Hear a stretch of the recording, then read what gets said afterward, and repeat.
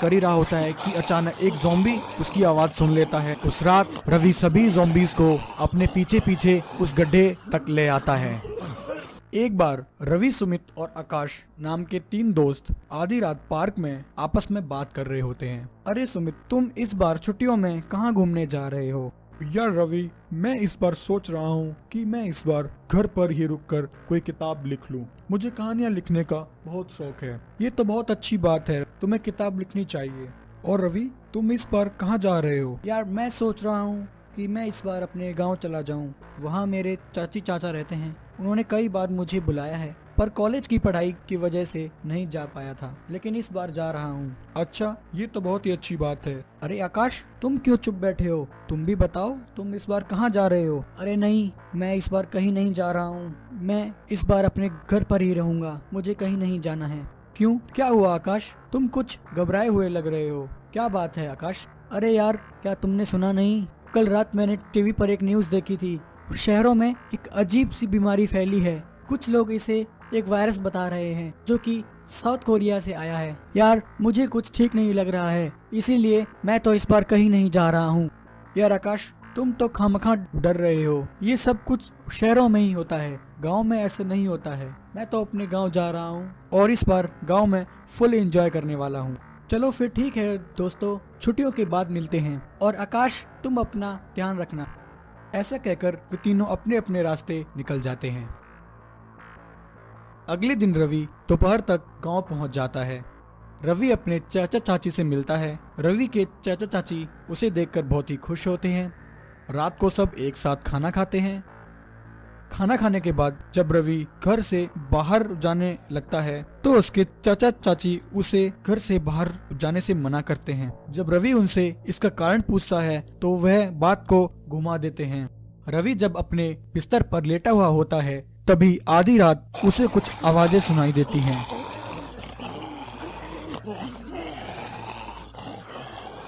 आवाजें सुनकर रवि की आंख खुल जाती है। जब रवि उठकर खिड़की से बाहर देखता है तो उसे कुछ अजीब दिखाई देता है। उसे कुछ इंसान दिखाई देते हैं जो कि देखने में बहुत ही अजीब थे और लोगों के घरों पर हमला कर रहे थे। रवि यह सब देखकर हैरान रह जाता है और घबरा जाता है और डर कर सो जाता है।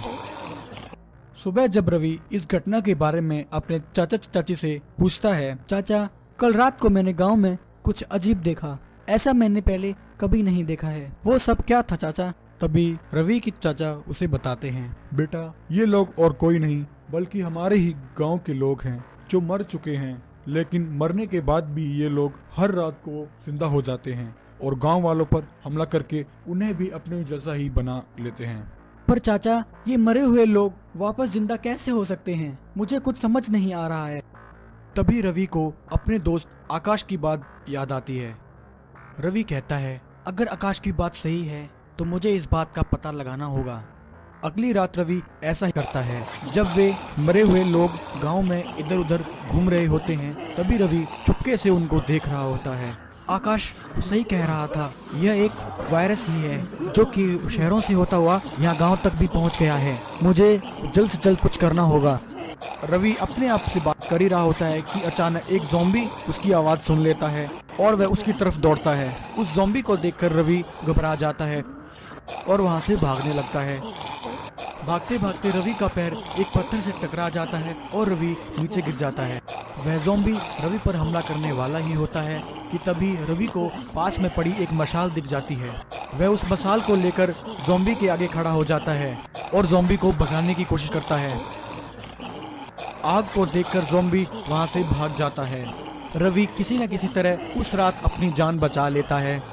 अगली सुबह रवि सभी गांव वालों को इकट्ठा कर लेता है। अरे भाई, इस समस्या का तो कोई हल नहीं है। हम क्या करें? हमें कुछ तो करना होगा, वरना ये सभी लोग तो हमारे गांव को भूतिया बना देंगे। हाँ भाई, सही कहा। अगर ऐसे ही चलता रहा तो धीरे धीरे हमारा सारा गांव ही भूतों वाला गांव बन जाएगा। तभी रवि कहता है, नहीं चाचा, ऐसी बात नहीं है। मैंने कल रात कुछ विचित्र ही देखा था। ये मरे हुए लोग आग से बहुत डरते हैं। दरअसल मेरे दोस्त आकाश ने मुझे इस बारे में बताया था कि यह एक वायरस है जो कि शहरों में फैला हुआ है। इसे शहरों में ज़ॉम्बीज कहते हैं। ये मरे हुए लोग ज़ॉम्बी हैं। ये जिस भी व्यक्ति को काटते हैं वह भी वायरस से इन्फेक्टेड हो जाता है और वह भी फिर ज़ॉम्बी बन जाता है। अब यह वायरस हमारे गांव तक भी पहुंच गया है।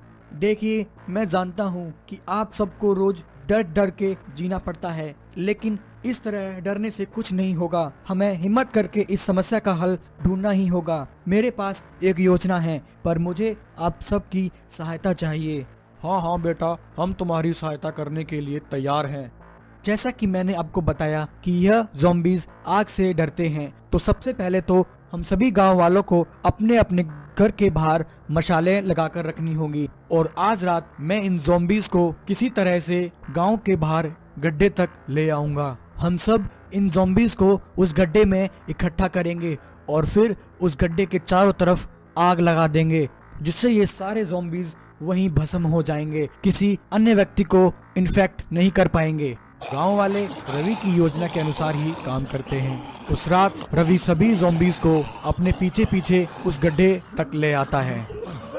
सभी ज़ॉम्बीज उस गड्ढे में इकट्ठा हो जाते हैं। सभी गांव वाले तब तक उस गड्ढे के पास मशाले लेकर आ जाते हैं। ज़ॉम्बीज तब तक बाहर आते, तब तक सभी गांव वाले अपनी अपनी मशालें उस गड्ढे में फेंक देते हैं और उस गड्ढे को आग लगा देते हैं। सभी ज़ॉम्बीज आग में जलकर भस्म हो जाते हैं। रवि की यह योजना कामयाब होती है और सभी गांव वालों को इस समस्या से मुक्ति मिल जाती है। सभी गांव वाले रवि का धन्यवाद करते हैं और फिर रवि खुशी खुशी अपनी छुट्टियां गांव में बिताता है।